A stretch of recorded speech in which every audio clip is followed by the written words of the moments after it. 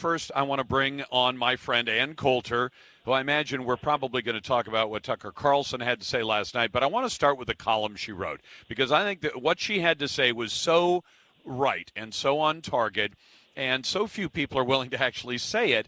Ann, welcome back to the program, and congrats on the success of Resistance is Futile. Thank you. Good to talk to you, Lars.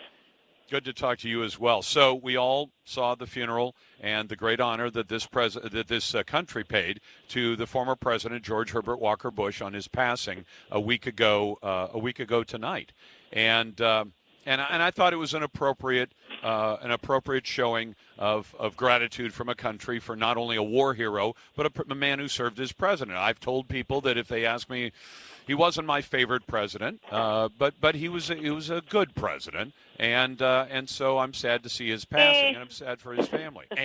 Come on, Ann. I'm being honest. You're a nicer person than I am, Larson. All right, but there was a really beautiful 30 seconds associated with George Herbert Walker Bush, and that was, of course, the Willie Horton ad.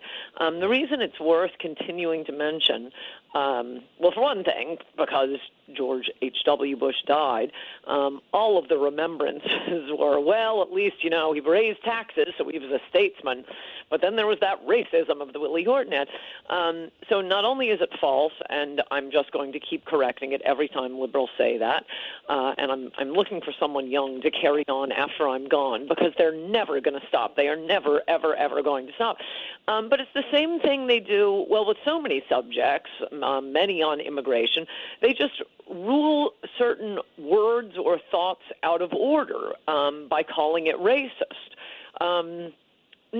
Willie Horton was, in fact, a black criminal, but the idea that the Republican Party was not killing itself, that they could not find a white prisoner who had been released from prison by Michael Dukakis and then went on to torture, rape, beat, slash some poor innocent Maryland couple for hours and hours. I think it was more than 12 hours.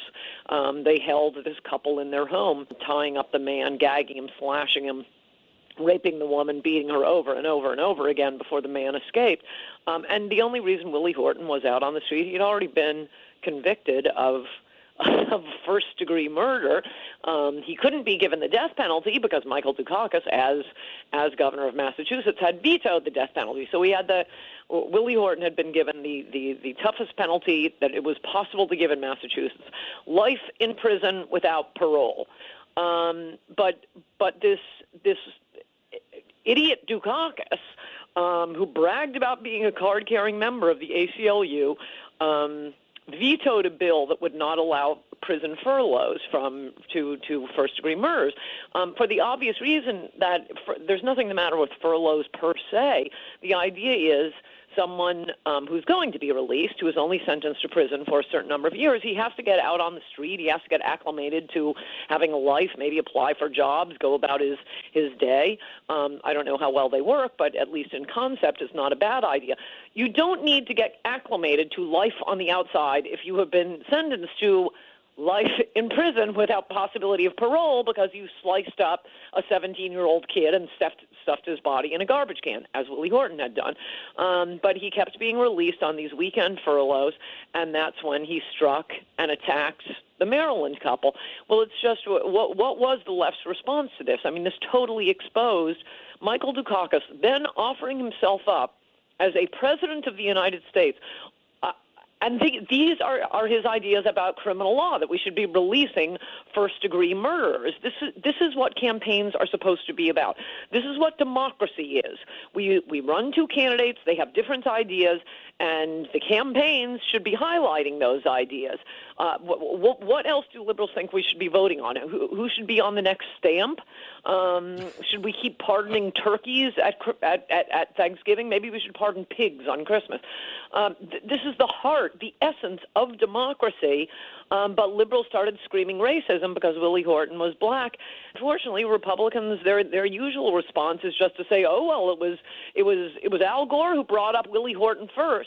No, that isn't the proper response. The proper response is this was the greatest campaign ad in political history. And there was a reason to run it, as you say. If you use campaigns as a way to both communicate the things that are good about a candidate and to bring up and highlight the things that are bad about candidates, then the voters get to make an intelligent choice, right? And not just bad in the sense of a bad person, he kicks his dog, he cheated on his wife. This is bad in a way that is going to affect Americans. It's his policy ideas that were so completely insane. It's worth mentioning the way it came about was the duly famous, completely deranged Massachusetts Supreme Court. They had a furlough program in Massachusetts. It was first the Massachusetts Supreme Court that extended it to first-degree murders, which, as I have just explained, is completely insane. Even in Massachusetts, liberal Massachusetts, Dukakis's own Democratic legislature immediately passed a bill, both houses of the legislature, saying, no, we are overturning this court decision. There will be no furloughs for first-degree murders. And Michael Dukakis vetoed it. So the fact that not only Willie Horton, but other criminals who also, unfortunately, happened to be black, who were released and went on to commit heinous crimes, they were all released expressly, directly as a result of Michael Dukakis's crazy ideas about crime. And he ferociously defended the program. I mean, obviously he was getting flack for it. He refused to meet with the Maryland couple who had been tortured by Willie Horton, saying he was utterly arrogant about this insane ACLU policy. Oh, this is a great idea. Let's release criminals. You know, it's basically Jared Kushner's ideas about crime right now. Let's release prisoners. I know. I don't like those either. And I'm telling you, Ann, I see too many Republicans who are signing on to this because for some reason it's popular to say, well, we're locking people up too much. No, we're not. We're seeing the benefits today of much tougher policies of the last 20 and 30 years. As a result, we have much lower crime rates after 20 and 30 years.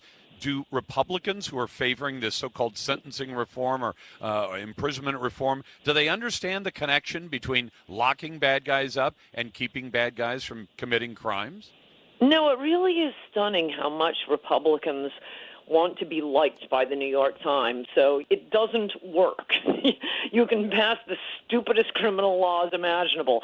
You're not going to get a good obituary in the New York Times, so just give it up and do the right thing. And it's worth mentioning here that the mighty Tom Cotton from Arkansas has been magnificent. As far as I know, he's the only one that's blocking this Jared Kushner First Step Act. Let's start releasing prisoners. I mean, people who, particularly, I think, New Yorkers who lived through, or in my case, I was in Connecticut, close enough, remember what New York was like under successive both, Democratic mayors, Mayor Koch and then Dinkins, and then the glorious Rudy Giuliani came in and made life possible in this city. No, locking criminals up really, really, really works. Well, let's hope we can continue to block it because I, for the life of me, do not understand how you can remember that in the 90s, even black community leaders were out saying, lock up some of these criminals, they're hurting our people, and then 20 years later say, oh, that was a big mistake to lock up criminals. Well, there was a reason for it, and both black leaders and white leaders were in favor of it because they understood that most of the people in this country are law-abiding. And it's a pleasure to talk to you, and thank you. Good to talk to you, Lars. Bye-bye. You bet. Her new book is called Resistance is Futile, How the Trump-Hating Left Has Lost Its Collective Mind.